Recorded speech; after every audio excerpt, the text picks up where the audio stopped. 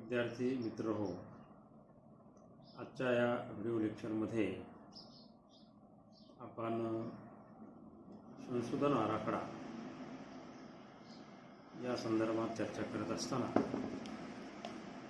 संशोधन आराखड्यामधील काही महत्त्वाच्या संकल्पना या मुद्द्याअंतर्गत विश्लेषण करणार आहोत. संशोधन आराखड्यातील महत्त्वाच्या संकल्पना, इम्पॉर्टंट फॅक्टर्स किंवा कन्सेप्ट्स, आपण असं म्हणूया, important concepts of research design. Important concepts related to research design. Important concept related to research design म्हणजे काय? संशोधन आराखड्यातील महत्त्वाच्या संकल्पना. काय इम्पॉर्टंट कन्सेप्ट आहेत? कोणत्या महत्त्वाच्या संकल्पना आहेत की ज्या या ठिकाणी संशोधन आराखड्यामध्ये प्रामुख्याने विचारात घेतल्या जातात? तर सर्वप्रथम आपण या ठिकाणी संशोधन आराखड्यातील या संकल्पना यांचा अभ्यास या ठिकाणी करणार आहोत. यामध्ये सर्वप्रथम स्वतंत्र आणि परावलंबी घटक याचा आपण अभ्यास करणार आहोत. पहिली महत्त्वाची संकल्पना स्वतंत्र आणि परावलंबी घटक. संशोधनामध्ये प्रामुख्याने परावलंबी आणि स्वतंत्र घटक या दोन्हीचाही अभ्यास होत असतो. इंडिपेंडंट अँड डिपेंडंट व्हेरिएबल्स हे दोन्ही घटक संशोधन आराखड्यामध्ये प्रामुख्याने महत्त्वाचे ठरत असतात. यामध्ये आपण घटक म्हणजे किंवा व्हेरिएबल किंवा चल घटक कशाला म्हणतो ते अगोदर पाहूया. तर चल घटक किंवा व्हेरिएबल, त्याला इंग्रजीत व्हेरिएबल म्हणतात, मराठीत चल घटक असे म्हणतो आपण. तर ही संकल्पना सर्वात महत्त्वाची आहे. तर चल घटक ही संकल्पना कशासाठी वापरली जाते? तर संकल्पनातील मूल्यासाठी. संकल्पनातील मूल्य, जी काही एखादी संकल्पना आपण विचारात घेऊ त्यातील मूल्यांसाठी ही संकल्पना वापरली जाते. त्याला आपण चल असं म्हणतो. उदाहरणार्थ काय? संकल्पनातील मूल्यासाठी वापरलेली म्हणजे कुठली एखादी संकल्पना असेल आणि त्यातील जी मूल्य आहे त्या मूल्यासाठी ती वापरली जाते, त्याला चल घटक असं म्हणतो. यामध्ये मग काय येतं? उदाहरणार्थ वजन, उंची, उत्पन्न मोजण्याच्या पद्धती.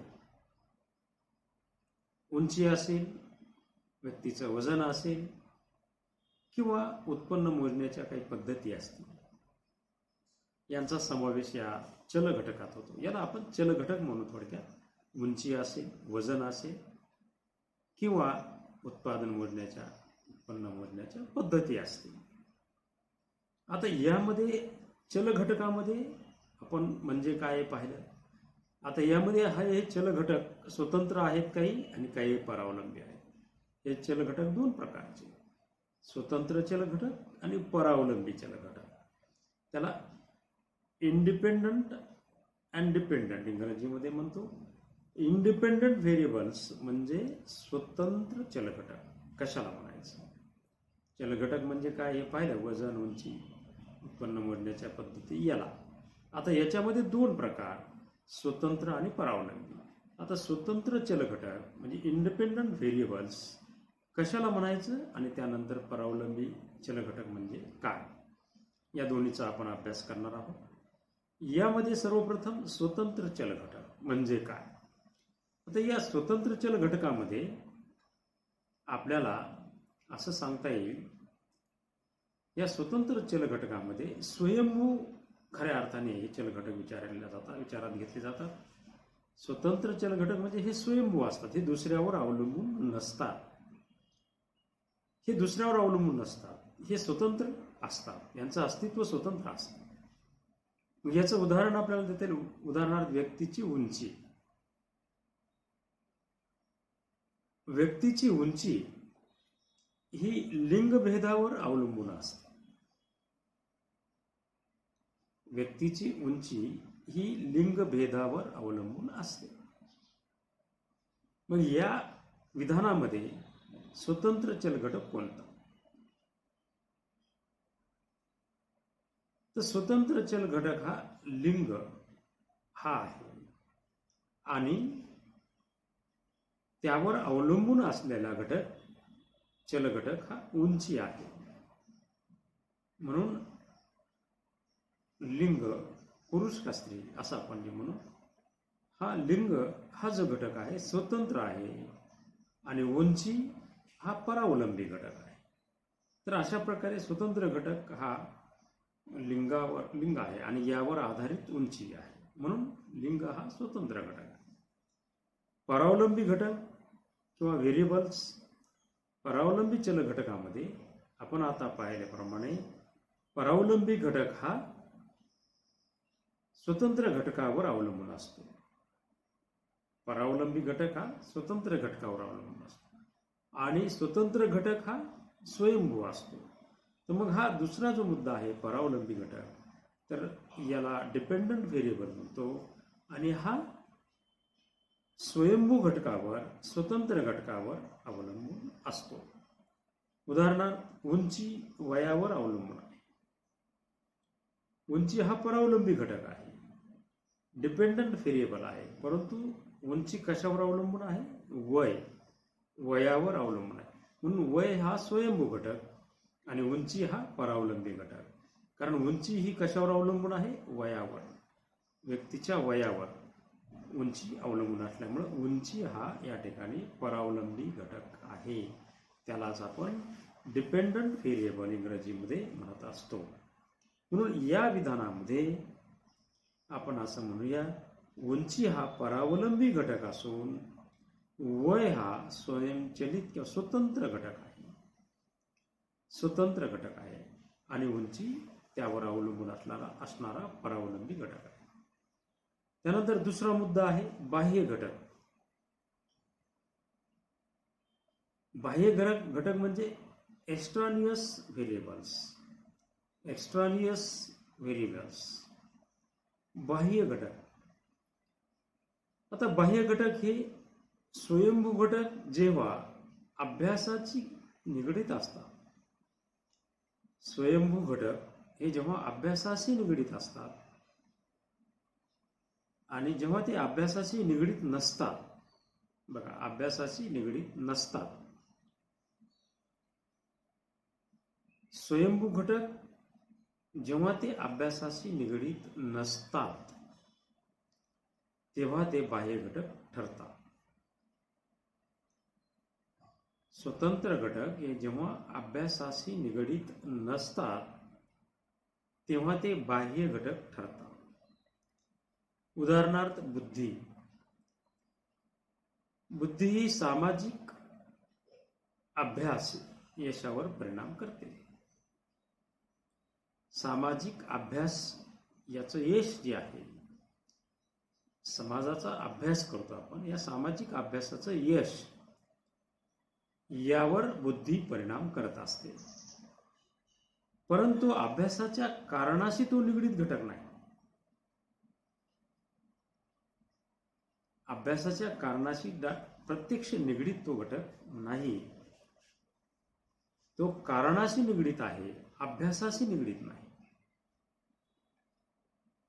आणि म्हणून आपल्याला या ठिकाणी असं म्हणता येईल, तो डायरेक्ट प्रत्यक्ष अभ्यासाशी निगडीत नसणारा परंतु त्याच्या कारणाशी निगडीत असलेला घटक, त्याला आपण बाह्य घटक असं या ठिकाणी म्हणत असतो. म्हणून बाह्य घटक हा या ठिकाणी आपल्याला असं म्हणता येईल की तो अभ्यासाच्या कारणाशी निगडीत असतो आणि म्हणून तो बाह्य घटक ठरत असतो. त्यानंतर तिसरा मुद्दा आहे नियंत्रण. नियंत्रण, कंट्रोल्स. तर तांत्रिकदृष्ट्या,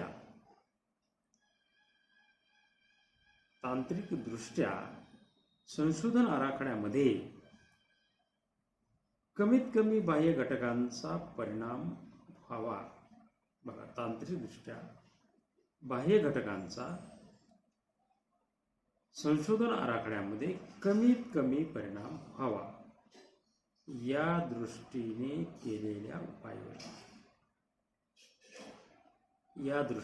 केलेल्या उपाययोजना यालाच आपण नियंत्रण असं म्हणतो. म्हणजे काय? आपण संशोधन आराखडा जेव्हा तयार करतो तर संशोधन आराखड्यामध्ये आपल्याला या बाह्य घटकांचा परिणाम जास्तीत जास्त होणार नाही, तो परिणाम कमीत कमी होईल या दृष्टिकोनातून नियोजन करायचे. त्यालाच आपण नियंत्रण असं म्हणत असतो. त्यानंतरचा महत्त्वाचा मुद्दा आहे या ठिकाणी परावलंबी आणि स्वतंत्र घटकांचा सहसंबंध. हा एक महत्त्वाचा घटक आहे. संशोधन आराखड्यामध्ये महत्त्वाची संकल्पना आहे आणि ती म्हणजे परावलंबी आणि स्वतंत्र घटक. आता जी पाहिली आपण परावलंबी घटक, स्वतंत्र घटक यांच्यामध्ये सहसंबंध. परावलंबी घटकामध्ये आणि स्वतंत्र घटकामध्ये असलेला सहसंबंध हा एक महत्त्वाचा घटक, महत्त्वाची कल्पना आपण विचारात घेतली पाहिजे. त्याला कंपाऊंडेड रिलेशनशिप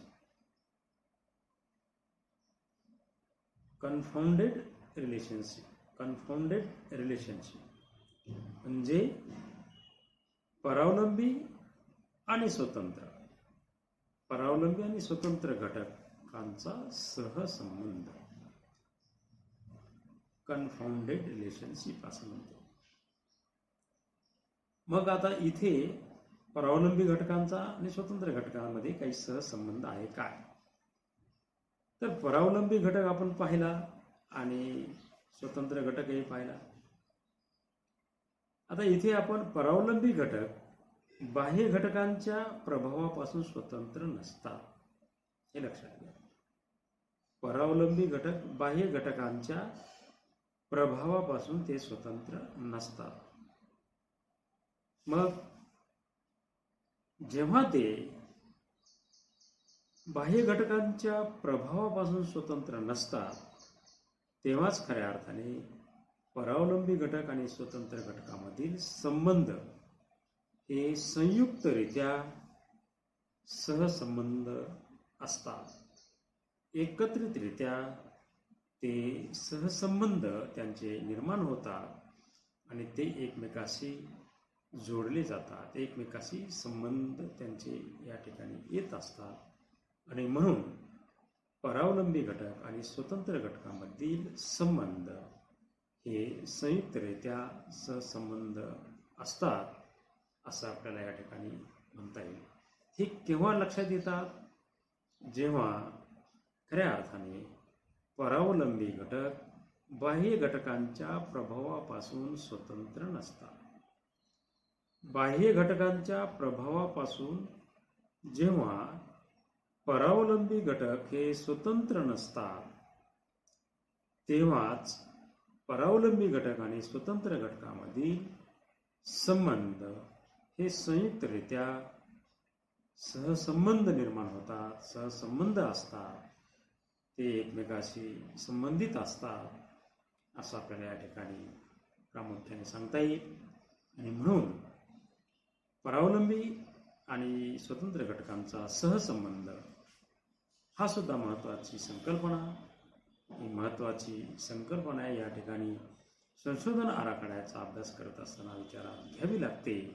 आणि म्हणून विद्यार्थी मित्रहो, आज आपण संशोधन आराखडा यामधील महत्त्वाच्या संकल्पना, संशोधन आराखड्यामधील महत्त्वाच्या संकल्पना कोणत्या आहेत आणि त्या संकल्पना नेमक्या कशा प्रकारच्या आपणास आहेत ते पाहायचे होते. त्या संकल्पनांचं नेमकं स्वरूप काय आहे, त्यांचा संबंध येथे कसा येतो संशोधन आराखड्यामध्ये, त्या संकल्पना महत्त्वाच्या का ठरतात, ते सर्व आपण महत्त्वाच्या संकल्पना या शीर्षकाखाली अभ्यासल्या आणि आज एकूण संकल्पनापैकी 4 प्रमुख संकल्पनांचा अभ्यास या ठिकाणी केलेला आहे. तर मला असं वाटतं आजच्या या व्हिडिओ लेक्चरमध्ये संशोधन आराखड्यातील महत्त्वाच्या संकल्पना या मुद्द्याअंतर्गत एकूण 4 संकल्पनांचा उहापोह आपण या ठिकाणी केला. या संकल्पना आपल्याला निश्चितपणे समजल्या असतील असं मी या ठिकाणी गृहीत धरतो, किंवा काही या संकल्पना समजून घेताना काही अडचणी आल्या असतील तर त्या अडचणी किंवा त्या शंका किंवा ते काही प्रश्न तुमचे असतील ते प्रश्न तुम्ही व्हॉट्सअप ग्रुपवर निश्चितपणे किंवा ऑनलाईन पद्धतीने कुठल्याही मार्गाने तुम्ही त्या प्रश्न विचारू शकता. त्या प्रश्नांची उत्तरं, त्या समस्यांचं निराकरण साठीची ग्वाही मी तुम्हाला निश्चितपणे देतो. आणि पुढील व्हिडिओ लेक्चरमध्ये त्या तुमच्या सर्व असलेल्या अडचणी असतील तर त्याचं स्पष्टीकरण करण्यात येईल असं या ठिकाणी स्पष्ट करतो. आणि आजचं हे व्हिडिओ लेक्चर पूर्ण झालं आहे असे या ठिकाणी आज मी जाहीर करतो, स्पष्ट करतो आणि येथेच थांबतो. धन्यवाद.